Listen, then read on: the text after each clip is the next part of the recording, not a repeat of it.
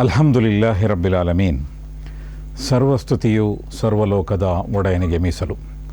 ರಮದಾನ್ ತಿಂಗಳಿನ ಬಗ್ಗೆ ಪವಿತ್ರ ಕುರ್ಆನ್ನಲ್ಲಿ ಒಂದೇ ಒಂದು ವಾಕ್ಯ ಬಂದಿದೆ. ಆ ಒಂದು ವಾಕ್ಯದಲ್ಲಿ ಮಾತ್ರ ರಮದಾನ್ ಎಂಬ ಹೆಸರಿನ ಪ್ರಸ್ತಾಪ ಇದೆ. ಅದು ಪವಿತ್ರ ಕುರ್ಆನ್ನ 2ನೇ ಅಧ್ಯಾಯದ 185ನೇ ಸೂಕ್ತ. ಅದರಲ್ಲಿ ರಮದಾನ್ ತಿಂಗಳನ್ನು ಹೇಗೆ ಪರಿಚಯಪಡಿಸಲಾಗುತ್ತದೆ ಎಂದರೆ, ಶಹರು ರಮದಾನ್ ಅಲ್ಲದಿ ಉನ್ಜಿಲ ಫೀಹಿಲ್ ಕುರ್ಆನ್. ರಮದಾನ್ ತಿಂಗಳು ಪವಿತ್ರ ಕುರ್ಆನ್ ಅವತೀರ್ಣವಾದಂತಹ ತಿಂಗಳಾಗಿದೆ. ಹುದಲ್ಲಿನ್ನಾಸ್, ಮತ್ತು ಈ ಪವಿತ್ರ ಕುರ್ಆನ್ ಸರ್ವ ಮನುಷ್ಯರ ಪಾಲಿಗೆ ಮಾರ್ಗದರ್ಶಿಯಾಗಿದೆ.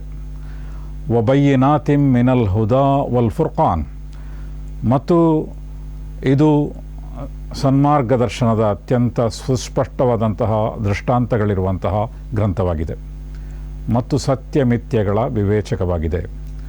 ಫಮನ್ ಶಹೀದ ಮಿಂಕುಮು ಶಹರ ಫಲ್ಯಸುಮ್, ಆದ್ದರಿಂದ ಯಾರಾದರೂ ಈ ತಿಂಗಳನ್ನು ಪಡೆದರೆ ಅವರು ಅದರಲ್ಲಿ ಉಪವಾಸ ಆಚರಿಸಲಿ. ಈ ಮೂಲಕ ಪವಿತ್ರ ಕುರ್ಆನ್ ರಮದಾನ್ ತಿಂಗಳನ್ನು ಹೇಗೆ ಪರಿಚಯಪಡಿಸುತ್ತದೆ ಎಂದರೆ, ಇದು ಕುರ್ಆನ್ ಅವತೀರ್ಣವಾದಂತಹ ತಿಂಗಳಾಗಿದೆ ಮತ್ತು ಅನಂತರ ಕುರ್ಆನ್ನ ಪರಿಚಯಪಡಿಸುತ್ತದೆ. ಕುರ್ಆನ್ ಎಂದರೆ ಮನುಷ್ಯರಿಗೆ ಮಾರ್ಗದರ್ಶನ ಇರುವಂತಹ ಒಂದು ಗ್ರಂಥ ಮತ್ತು ಸನ್ಮಾರ್ಗದರ್ಶನದ ಅತ್ಯಂತ ಸುಸ್ಪಷ್ಟವಾದಂತಹ ದೃಷ್ಟಾಂತಗಳಿರುವಂತಹ ಗ್ರಂಥ ಎಂದು ಹೇಳಲಾಗಿದೆ. ಆ ಮೂಲಕ ಇಲ್ಲಿ ಏನು ಹೇಳಲಾಗಿದೆ ಅಂತ ಹೇಳಿದರೆ, ಮನುಷ್ಯನಿಗೆ ಮಾರ್ಗದರ್ಶನ ಮಾಡಲಿಕ್ಕಾಗಿ ಅಲ್ಲಾಹನು ಪವಿತ್ರ ಕುರ್ಆನನ್ನು ಕಳುಹಿಸಿದ್ದಾನೆ. ಈ ಮಾರ್ಗದರ್ಶನದ ವಿಚಾರ ಬಂದಾಗ ದೇವರು ಮನುಷ್ಯನನ್ನು ಮತ್ತು ಇತರರಿಗೂ ಕೂಡ 2 ರೀತಿಯಲ್ಲಿ ಮಾರ್ಗದರ್ಶನ ಮಾಡ್ತಾನೆ. ಇತರರಿಗೆ ಯಾಕೆ ಹೇಳ್ತಾ ಇದ್ದೇನೆ ಅಂತ ಹೇಳಿದರೆ, ಜಗತ್ತಿನಲ್ಲಿರುವಂತಹ ಎಲ್ಲ ಜೀವ ಜಂತುಗಳು ಮತ್ತು ಎಲ್ಲ ರೀತಿಯ ಕೀಟಗಳು, ಎಲ್ಲ ರೀತಿಯ ಪಕ್ಷಿಗಳು ಎಲ್ಲವೂ ಕೂಡ ದೇವನ ಮಾರ್ಗದರ್ಶನವನ್ನು ಪಡೆಯುತ್ತದೆ. ಆ ಮಾರ್ಗದರ್ಶನ ಹೇಗೆ ಲಭ್ಯವಾಗುತ್ತದೆ ಅಂತ ಹೇಳಿದರೆ, ದಿವ್ಯ ಪ್ರೇರಣೆಯಿಂದ. ಮನುಷ್ಯನು ಅಂತಹ ದಿವ್ಯ ಪ್ರೇರಣೆಯಿಂದ ಮಾರ್ಗದರ್ಶನ ಪಡೆಯುತ್ತಾನೆ ಮತ್ತು ಕೀಟಗಳು ದಿವ್ಯ ಪ್ರೇರಣೆಯಿಂದ ಮಾರ್ಗದರ್ಶನವನ್ನು ಪಡೆಯುತ್ತದೆ, ಪ್ರಾಣಿಗಳೂ ಪಡೆಯುತ್ತದೆ, ಪಕ್ಷಿಗಳೂ ಪಡೆಯುತ್ತದೆ. ಆ ದಿವ್ಯ ಪ್ರೇರಣೆಯಿಂದ ಪಡೆಯುವಂತಹ ಮಾರ್ಗದರ್ಶನ ಒಂದು ಮಾರ್ಗದರ್ಶನವಾಗಿದೆ. ಇನ್ನು ಮನುಷ್ಯ ಹೇಗೆ ಬದುಕಬೇಕು ಎನ್ನುವುದಕ್ಕೆ ದೇವರು ದಿವ್ಯ ಪ್ರೇರಣೆಯಿಂದ ಮಾರ್ಗದರ್ಶನ ಕೊಡುವುದಿಲ್ಲ. ಬದಲಾಗಿ 2 ವಿಧದ ಮೂಲಕ ದೇವನು ಮಾರ್ಗದರ್ಶನ ಕೊಡ್ತಾನೆ. ಆ 2 ವಿಧಗಳು ಯಾವುದು ಅಂತ ಹೇಳಿದರೆ, ಒಂದು, ಅವನು ಪ್ರವಾದಿಗಳನ್ನು ಕಳುಹಿಸುತ್ತಾನೆ. 2ನೇದಾಗಿ ಅವನು ಗ್ರಂಥಗಳನ್ನು ಕೊಡುತ್ತಾನೆ. ಈ 2 ವಿಷಯಗಳ ಮೂಲಕ ಮನುಷ್ಯನಿಗೆ ಮಾರ್ಗದರ್ಶನವನ್ನು ಮಾಡಲಾಗುತ್ತದೆ. ಇನ್ನು ದಿವ್ಯ ಪ್ರೇರಣೆಯಿಂದ ಮಾರ್ಗದರ್ಶನ ಹೇಗೆ ಲಭ್ಯವಾಗುತ್ತದೆ, ಅದಕ್ಕೆ ಉದಾಹರಣೆ ಬೇಕು ಎಂದರೆ, ಉದಾಹರಣೆಗೆ ಮನುಷ್ಯನ ಜನನವಾದಾಗ, ಶಿಶುವಿನ ಜನನವಾದಾಗ ಶಿಶುವಿನ ತಲೆ ಕೆಳಗೆ ಆಗುತ್ತದೆ. ಜನನೇಂದ್ರಿಯದ ಕಡೆಗೆ ಅದು ತಲೆಯನ್ನು ಬಾಗಿಸುತ್ತದೆ. ಆ ಶಿಶುವಿಗೆ ಆ ಸಂದರ್ಭದಲ್ಲಿ ಇನ್ನು ಜನನದ ಸಮಯ ಆಗಿದೆ, ಆದ್ದರಿಂದ ನನ್ನ ತಲೆ ಜನನೇಂದ್ರಿಯದ ಕಡೆಗೆ ಬಾಗಬೇಕು ಅಂತ ಪ್ರೇರಣೆ ಕೊಡುವವರು ಯಾರು? ಅದುವೇ ದಿವ್ಯವಾದಂತಹ ಪ್ರೇರಣೆ. ಉದಾಹರಣೆಗೆ ಪಕ್ಷಿಗಳ ಜಗತ್ತನ್ನು ನೀವು ನೋಡುವುದಾದರೆ, ಅತ್ಯಂತ ವಿಸ್ಮಯಕರವಾದಂತಹ ಅಂಶಗಳನ್ನು, 100 ಪಕ್ಷಿಗಳಲ್ಲಿ 100 ಥರದ ವಿಸ್ಮಯಗಳನ್ನು ಕಾಣಬಹುದಾಗಿದೆ. ನಾನು ನಿಮಗೆ ಒಂದು ವಿಸ್ಮಯವನ್ನು ನಿಮ್ಮ ಮುಂದೆ ಇಡಲಿಕ್ಕೆ ಪ್ರಯತ್ನಿಸ್ತೇನೆ. ಒಂದು ಸಣ್ಣ ಪಕ್ಷಿ ಇದೆ, ಅದರ ಹೆಸರು ಗೋಲ್ಡನ್ ಪ್ಲೋವರ್. ಆ ಗೋಲ್ಡನ್ ಪ್ಲೋವರ್ ಎಂಬ ಪಕ್ಷಿ ಅಮೆರಿಕದ ಅಲೆಕ್ಸಾ ಪ್ರದೇಶದಿಂದ ಹವಾಯಿಯ ಕಡೆಗೆ ಪ್ರತಿ ವರ್ಷ ವಲಸೆ ಹೋಗ್ತದೆ. ಬರ್ಡ್ ಮೈಗ್ರೇಷನ್ ಅಂತ ಇದೆಯಲ್ಲ, ವಲಸೆ, ಹಕ್ಕಿಗಳ ವಲಸೆ. ಆದ್ದರಿಂದ ಅದು ಅಲೆಕ್ಸಾದ ಒಂದು ಪ್ರದೇಶದಿಂದ ಹವಾಯಿ ಎಂಬ ಒಂದು ದ್ವೀಪ, ಅದರ ಕಡೆಗೆ ವಲಸೆ ಹೋಗ್ತದೆ. ಈ 2 ಪ್ರದೇಶಗಳ ನಡುವೆ ಸುಮಾರು 4000 ಮೈಲುಗಳ ಅಂತರ ಇದೆ.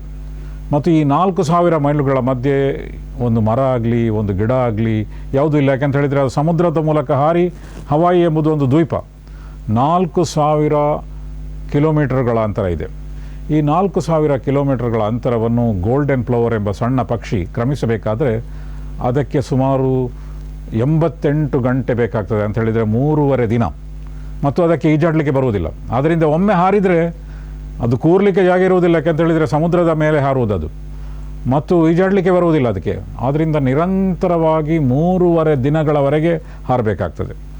ಮತ್ತು ಇನ್ನೊಂದು ವಿಸ್ಮಯಕಾರಿ ಅಂಶ ಅಂತ ಹೇಳಿದರೆ, ಅದು ಸಣ್ಣ ಪಕ್ಷಿ ಆದ್ದರಿಂದ ಅದರ ದೇಹದಲ್ಲಿರುವ ಕೊಬ್ಬು ಕೇವಲ ಒಂದು 70 ಗ್ರಾಮ್ನಷ್ಟು ಕೊಬ್ಬು ಇರುತ್ತದೆ. 70-75 ಗ್ರಾಮ್. ಆದರೆ ಹಾಗೆ ಹಾರಾಟ ಮಾಡಿ ಅಲ್ಲಿಗೆ ತಲುಪಬೇಕಾದರೆ 4000 ಕಿಲೋಮೀಟರ್ಗಳ ಅಂತರವನ್ನು ಕ್ರಮಿಸಬೇಕಾದ್ರೆ ಸುಮಾರು 88 ಗ್ರಾಮ್ ಕೊಬ್ಬು ಬೇಕಾಗ್ತದೆ, ಅಷ್ಟು ಶಕ್ತಿ ಬೇಕಾಗ್ತದೆ.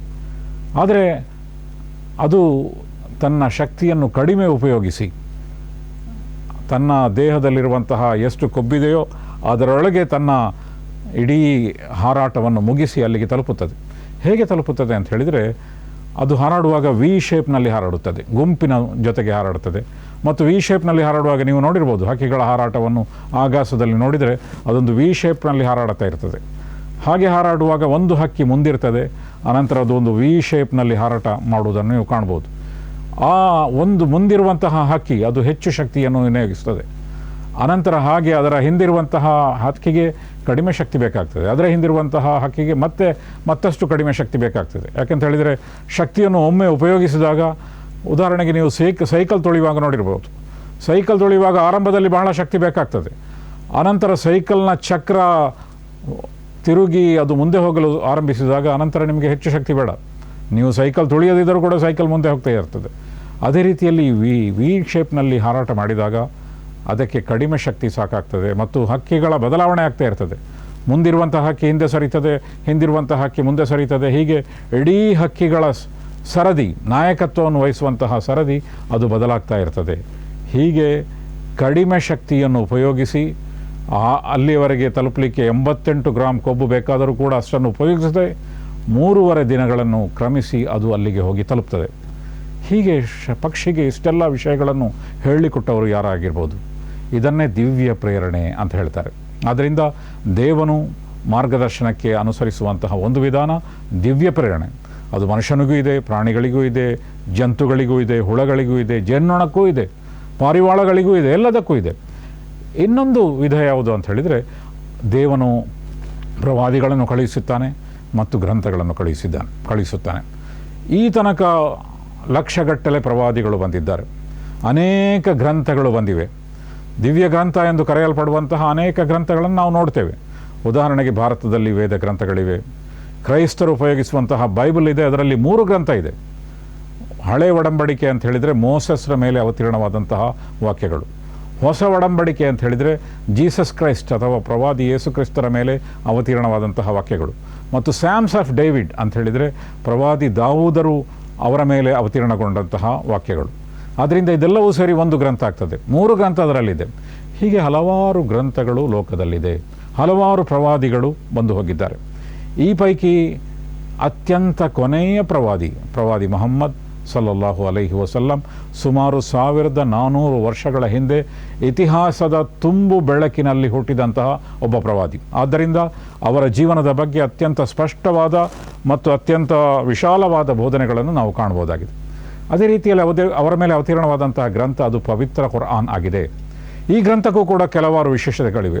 ಆ ವಿಶೇಷತೆಗಳ ಪೈಕಿ ಒಂದು ವಿಶೇಷತೆ ಏನು ಅಂತ ಹೇಳಿದರೆ, ಅದು ಸುರಕ್ಷಿತವಾಗಿರುವಂತಹ ಏಕೈಕ ಗ್ರಂಥ, ಕಂಠಪಾಠ ಮಾಡಲು ಸಾಧ್ಯವಿರುವಂತಹ ಏಕೈಕ ಗ್ರಂಥ, ಬದಲಾವಣೆ ಮಾಡಲು ಸಾಧ್ಯ ಇಲ್ಲದಂತಹ, ಏಕೆಂತ ಹೇಳಿದರೆ ಅದನ್ನು ಸಾವಿರಾರು ಲಕ್ಷಗಟ್ಟಲೆ ಜನ ಕಂಠಪಾಠ ಮಾಡಿದ್ದಾರೆ, ಅದರಿಂದ ಬದಲಾವಣೆ ಮಾಡಲು ಅದನ್ನು ಸಾಧ್ಯವಿಲ್ಲ. ಮತ್ತು ಯಾವುದೇ ರೀತಿಯ ದ್ವಂದ್ವಗಳಿಲ್ಲದ, ವ್ಯತ್ಯಾಸಗಳಿಲ್ಲದ ಒಂದು ಗ್ರಂಥ, ಮತ್ತು ಒಂದೇ ಆವೃತ್ತಿ ಇರುವಂತಹ ಒಂದು ಗ್ರಂಥ. ಅದರ ಬೇರೆ ಬೇರೆ ಆವೃತ್ತಿಗಳಿಲ್ಲ. ಪ್ರಪಂಚದ ಎಲ್ಲಿ ಹೋದರೂ ಕೂಡ ಒಂದೇ ಒಂದು ಗ್ರಂಥ. ಆದ್ದರಿಂದ ಈ ಪವಿತ್ರ ಕುರ್ಆನ್ನ ವಾಕ್ಯ ನಮಗೆ ಹೇಳುವುದೇನಂತ ಹೇಳಿದರೆ, ಹುದಲ್ಲಿನ್ ನಾಸ್, ಈ ಗ್ರಂಥ ಸಕಲ ಮಾನವರ ಪಾಲಿಗೆ ಮಾರ್ಗದರ್ಶಿ. ಆದ್ದರಿಂದ ರಮದಾನ್ ತಿಂಗಳಿನ ಒಂದು ಬೇಡಿಕೆ ಏನು ಅಂತ ಹೇಳಿದರೆ, ಈ ಗ್ರಂಥವನ್ನು ಅದರ ಯಾರು ವಾಹಕರಾಗಿದ್ದಾರೋ ಅವರು ನಿಜವಾಗಿ ಈ ಗ್ರಂಥದ ಸಂದೇಶವನ್ನು ಇಡೀ ಮನುಕುಲಕ್ಕೆ ಮುಟ್ಟಿಸುವುದು. ಏಕೆಂತ ಹೇಳಿದರೆ ಇದು ಮನುಕುಲದ ಮಾರ್ಗದರ್ಶಿ ಗ್ರಂಥ. ಇದುವೇ ರಮದಾನ್ ತಿಂಗಳಿನ ಜೀವಾಳವಾಗಿದೆ. ಏಕೆಂತ ಹೇಳಿದರೆ ರಮದಾನ್ ತಿಂಗಳು ಎಂಬುದು ಪವಿತ್ರ ಕುರ್ಆನ್ನ ವರ್ಷಾಚರಣೆಯ ಗ್ರಂಥ ಮತ್ತು ಪವಿತ್ರ ಕುರ್ಆನಿನ ವರ್ಷಾಚರಣೆಯ ತಿಂಗಳು. ಮತ್ತು ಆ ವರ್ಷಾಚರಣೆಯ ಮೂಲಕ ನಾವು ಪವಿತ್ರ ಕುರ್ಆನ್ನ ಸಂದೇಶವನ್ನು ಸ್ವತಃ ಮೈಗೂಡಿಸಿಕೊಳ್ಳಬೇಕಾಗಿದೆ ಮತ್ತು ಅದರ ಸಂದೇಶವನ್ನು ವಿಶ್ವಕ್ಕೆ ಸಾರಬೇಕಾದಂಥ ಅಗತ್ಯ ಇದೆ. ಸರ್ವಸ್ತುತಿ ಸರ್ವಲೋಕದ ಒಡೆಯನಿಗೆ ಮೀಸಲು.